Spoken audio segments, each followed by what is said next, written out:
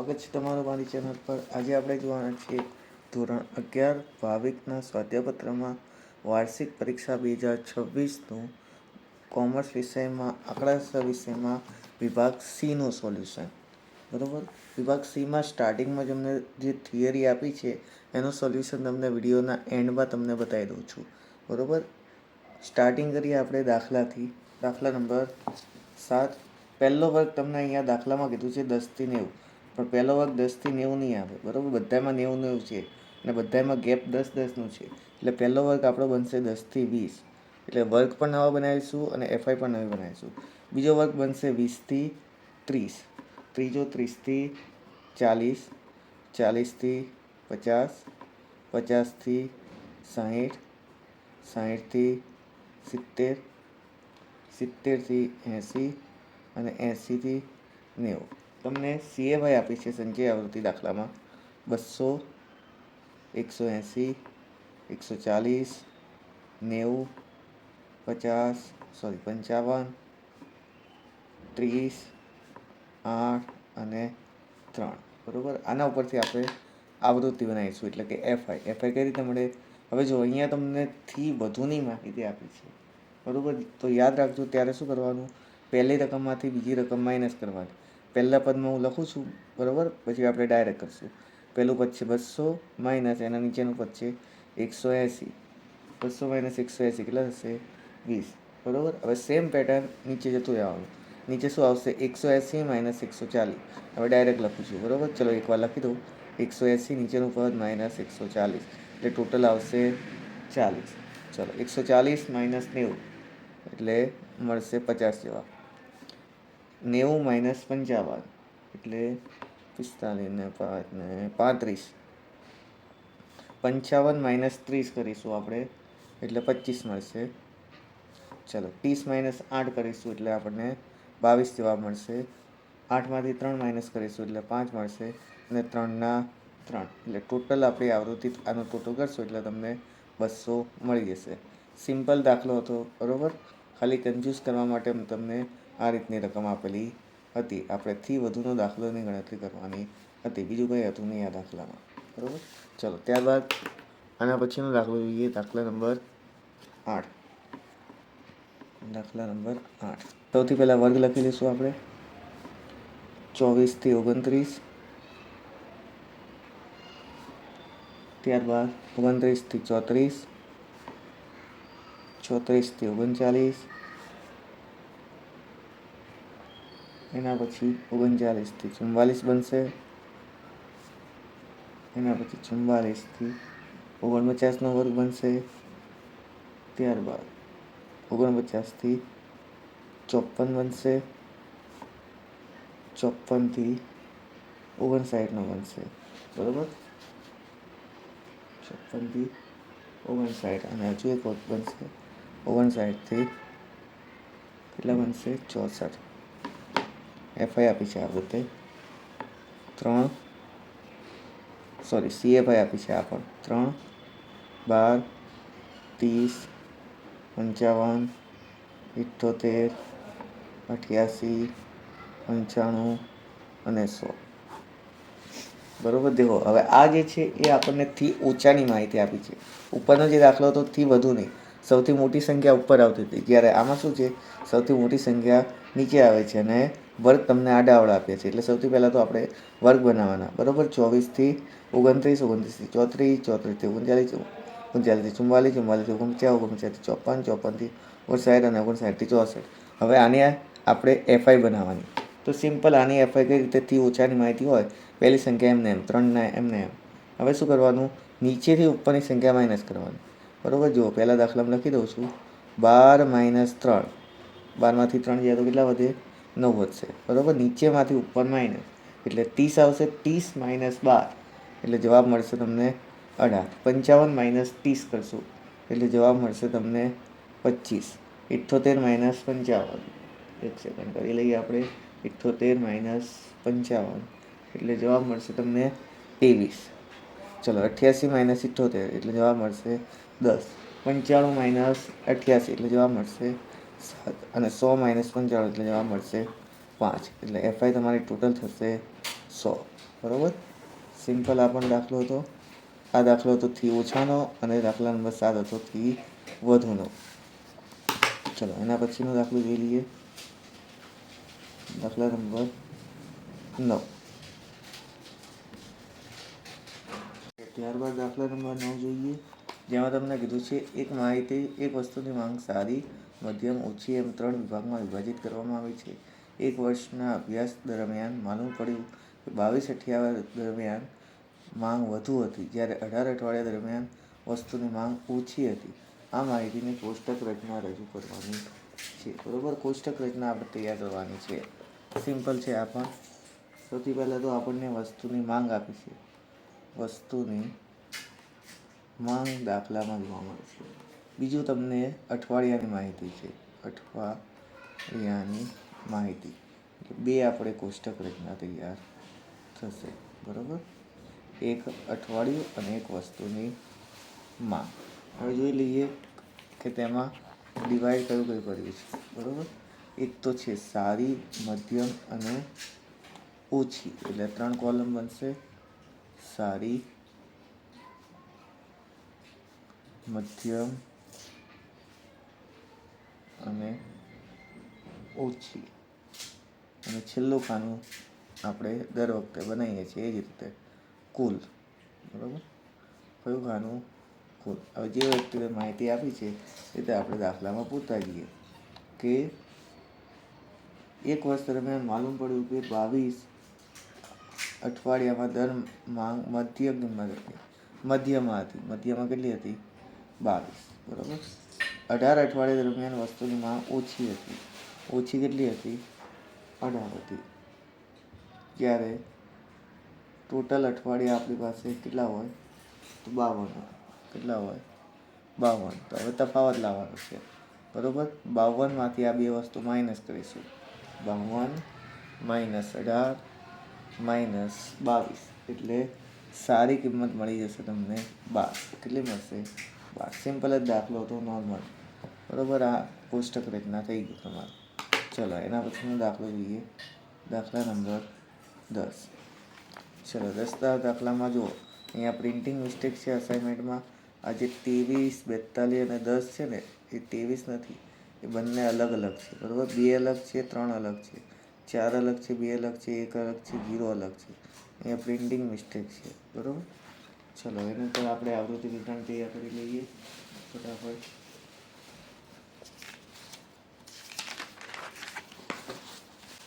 ચલો અહીંયા સૌથી નાની રકમ 0 છે, સૌથી મોટી રકમ તમને 3 ને 6 ને 5 જોવા મળે. એટલે 0થી આપણે 5 લઈ લઈએ સંખ્યા. બરાબર. એટલે અહીંયા આપણે લખશું ટેલિવિઝન સેટ. દાખલા નંબર 10નો દાખલો. દાખલા નંબર 10, ટેલિવિઝન સેટ. ચલો 0, 1, 2, 3, 4 અને 5. અહીંયા આવશે આપણા આવૃત્તિ ચિહ્ન અને છેલ્લે આપણી કુલ આવૃત્તિ, એટલે FI પણ તમે લખી શકો. બરાબર. ચલો 0ની ગણતરી કરીએ દાખલામાં કે 0 કેટલા જોવા મળે છે. બરાબર. તો 0 તમને 1, 2, 3, 4, 5, 6, 7, 8, 9, 10, 11, 12, 13, 14, 15, 17, 18. 18 0 જોવા મળે છે. તો આવૃત્તિ વિતરણમાં 18 લખશું. 1, 2, 3, 4, 5, 6, 7, 8, 9, 10, 11, 12, 13, 14, 15, 16, 17, 18. ટોટલમાં લખીશું 18. ચલો 1ની ગણતરી કરીએ. 1, 1, 2, 3, 4, 5, 6, 7, 8, 9, 10, 11 અને 12. 1, 2, 3, 4, 5, 6, 7, 8, 9, 10, 11, 12. ચલો 2ની ગણતરી કરીએ. 1, 2, 3, 4, 5, 6, 7, 8 અને 9. 9 છે. 1, 2, 3, 4, 6, 7, 8, 9. 2 છે 9. ચલો 3ની ગણતરી કરીએ. 1, 2 3 4 5 6 6 છે. 1 2 3 4 5 6. ચલો 4ની ગણતરી કરીએ. ત્યારબાદ 4 તો ઓછા જ દેખાય છે. 4 અને 5 1 2 અને 3 જ છે. 1 2 3 અને છેલ્લા વધ્યા 5. 5 1 2. ચલો 2 જ છે. 1 ને 2 આનો સરવાળો કરીશું. 18 ને 12 ને 9 ને 6 ને 3 ને 2 એટલે ટોટલ થશે 50. બરાબર? કેટલું થશે? 50. ચલો આવતું તે વિતરણ થઈ ગયું. ત્યારબાદ આગળનો દાખલો જોઈએ આપણે. દાખલા નંબર 11. જો 11મા દાખલામાં શું કીધું છે? એક કંપનીમાં કામ કરતા કર્મચારીનું વેતન 85,000 છે. કંપની કર્મચારીના રાહત ફળ માટે કર્મચારી વેતનના 2% કારખાનામાંથી આપે છે. બરાબર? નિર્ણય લે છે. તો ફાળાનો હુકમ કેટલો થાય એની આપણે દાખલાની ગણતરી કરવાની છે. બરાબર? સૌથી પહેલાં જે માહિતી આપેલી છે એ પ્રમાણે આપણે લખી લઈશું. દાખલા નંબર 11. કર્મચારીનો પગાર આપ્યો છે. કર્મચારી પગાર કેટલો આપ્યો છે? 85,000. અને આપણે ફાળો કેટલો આપવાનો છે? દરેકને 2% ફાળો આપવાનો છે. તો સિમ્પલ જ છે. 2% લખી એની ગણતરી કરવાની છે. બરાબર? તો ફાળો ઇક્વલ ટુ 85,000 ગુણ્યા 2 ભાગ્યા 100. આપણે 170 રૂપિયા આપવાના થશે. બરાબર? ચાલો ત્યારબાદ દાખલા નંબર 12. ચલો 12મા દાખલામાં શું કીધું છે?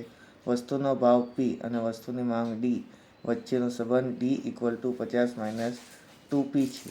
જો ભાવનો મધ્યસ્થ 11 હોય તો તેનો મધ્યસ્થ ગોતવાનું કીધું છે. બરાબર? પહેલાં તો જે માહિતી છે એ આપણે લખી લઈએ. તમને D બરાબર 50 - 2P આપ્યા છે અને Pની સરેરાશ આપી છે. કેટલી છે? 11 આપી છે. બરાબર? Pની સરેરાશ 11 આપેલી છે અને કીધું છે તમારે Dનો સરેરાશ ગોતવાનો છે.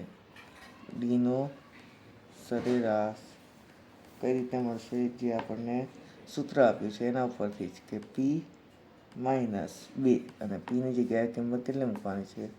11. પહેલાં સૂત્ર મૂકી દઈએ. બરાબર? તો Pની જગ્યાએ આપણે 11 મૂકતા 50 - 2 કૌંસમાં 11 એટલે 50 - 11 દુ 22 થશે. એટલે 50માંથી 22 જાય તો 28 વધશે. બરાબર? સિમ્પલ જ દાખલો હતો. ત્યારબાદ દાખલા નંબર 13 જોઈ લઈએ.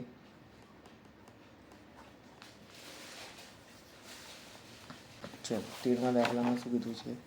એક ચલ x નો મધ્યક 25, x માંથી 3 બાદ કરવામાં આવે ત્યારબાદ તેને 2 વડે ભાગવામાં આવે તો મળતો મધ્યક શોધો. બરાબર? બહુ હાર્ડ જેવો દાખલો દેખાય છે પણ સિમ્પલ જ છે. અને જે માહિતી છે એ લખી લઈએ. x બરાબર તમને 25 કીધા છે. બીજી માહિતી કીધી છે કે x માંથી 3 બાદ કરતા. આનો મતલબ શું? કે xની કિંમત જેટલી આપી છે ને એમાંથી 3 આપણે માઇનસ કરવાના. એટલે 25 - 3 કરશું એટલે તમને રકમ મળશે. 25માંથી 3 જાય તો 22 થશે. બરાબર? અને એને 2 વડે ભાગવાના છે. તો બીજી માહિતી 2 વડે ભાગતા તો 22 ભાગ્યા 2 એટલે 11 દુ 22 થશે. બરાબર? ચલો ત્યાર પછી આપણે દાખલા નંબર 14 જોઈએ. પાછળના પેજમાં નેક્સ્ટ પેજ 14મો દાખલો. 20 વ્યક્તિઓના જૂથના એક વજનનો મધ્યક 55 છે મેળવવામાં આવ્યો હતો. ત્યારબાદ માલુમ પડ્યું કે તે પૈકી તેણીનો વજન 45 કિલોગ્રામ નોંધાયું છે જે ખરેખર 54 કિલોગ્રામ હતું.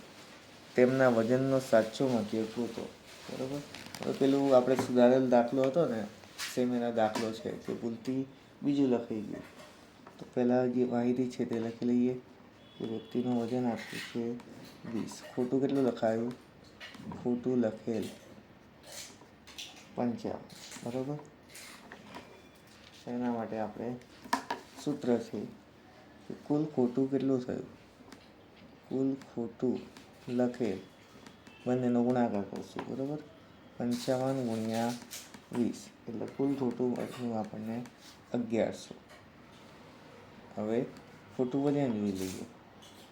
ખોટું વજન 45 હતું અને સાચું કેટલું હતું, સાચું વજન દાખલામાં આપેલું છે 54, બરાબર. બંનેનો તફાવત ઇક્વલ ટુ 54 - 45 એટલે તફાવત મળશે 9. આપણને મધ્યક ગોતવાનો કીધો છે એટલે કે સાચો મધ્યક બરાબર જે આપણને ખોટું મળ્યું છે 1100 વત્તા 9 પ્લસ કરશું એટલે આપણને સાચો મધ્યક મળી જશે. સાચો મધ્યક મળે. હવે સાચી સરેરાશ પણ ગોતી લઈએ. સાચી સરેરાશ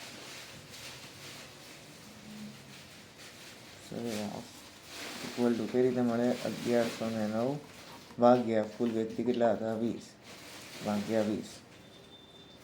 આ કરવું પડશે 1109 ભાગ્યા 20 એટલે 55.45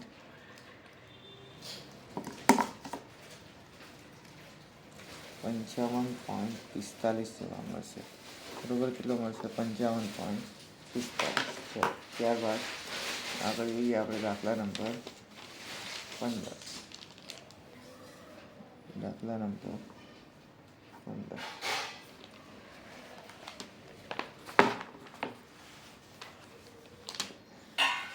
એક ઓફિસમાં 11 કર્મચારીઓ છે. તેમાંથી સૌથી ઓછો પગાર ધરાવતા 7 કર્મચારીઓના માસિક પગાર આટલો આપેલો છે, બરોબર. બધા જ કર્મચારીઓનો માસિક પગારનો મધ્યસ્થ ગોતવાનું કીધું છે, બરોબર. અહીંયા માહિતી અવર્ગીકૃત આપેલી છે. કેવી આપી છે, અવર્ગીકૃત. સૌથી પહેલાં તો માહિતી એકવાર લખી લઈએ આપણે, ડાયરેક્ટ સૂત્ર જ લખી લઈએ. ચલો, મધ્યસ્થનું સૂત્ર અવર્ગીકૃતનું શું આવશે, n+1 / 2મું અવલોકન. ચલો, n કેટલા આપ્યા છે ગણતરી કરીએ આપણે, એટલે 7 + 1 ભાગ્યા 2મું અવલોકન એટલે 8 ભાગ્યા 2, 8ના અડધા ચોથું અવલોકન. ચલો જુઓ, ચોથું અવલોકન કયું આપ્યું છે અહીંયા, 1 2 3 4 3600 આપ્યું છે. એટલે આપણો m બરાબર થશે 3600, બરોબર. ચલો એના પછીનો દાખલો જોઈએ, દાખલા નંબર 16. ચલો 16મા દાખલામાં શું કીધું છે, એક શાળામાં એક વર્ગના વિદ્યાર્થીઓ 100 ગુણની પ્રથમ કસોટી મેળવે છે. કુલ ગુણ છે 80, પ્રમાણિત વિચલન છે 20. આંતરિક ગુણની ગણતરી કરવાના પ્રથમ કસોટીનો ગુણ 4 વડે ભાગાકાર કરીને તેના ઉપયોગમાં લેવામાં આવે. આ ગુણના ઉપરથી વિસ્તાર અને પ્રમાણિત વિચલન ગોતવાનું છે. હવે આ દાખલો થોડો ટ્રિકી પૂછી લીધો છે, બરોબર. આને જો કે દાખલો આપેલો છે નહીં. પહેલાં તો જે માહિતી છે આપણે લખી લઈએ. તો ગુણનો વિસ્તાર આપ્યો છે, એક સેકન્ડ, ગુણનો વિસ્તાર આપ્યો છે, ગુણનો વિસ્તાર આપ્યો છે 80 અને પ્રમાણિત વિચલન આપ્યું છે 20. જે પ્રમાણે દાખલામાં કીધું છે એ પ્રમાણે સ્ટેપ બાય સ્ટેપ કરીએ. તો પ્રથમ 4 વડે વિસ્તારને ભાગતા, પ્રથમ 4 વડે વિસ્તારને ભાગાકાર એટલે 80 ભાગ્યા 4 કરીશું એટલે આપણને જવાબ મળી જશે 20, બરોબર. એટલે વિસ્તાર આપણને મળી જાય. ત્યારબાદ કીધું છે પ્રમાણિત વિચલન. પ્રમાણિત વિચલનને પણ 4 વડે ભાગવાના છે. પ્રથમ 4 વડે પ્રમાણિત વિચલનને ભાગતા વિચલન છે 20 ભાગ્યા 4 એટલે જવાબ મળશે તમને 5.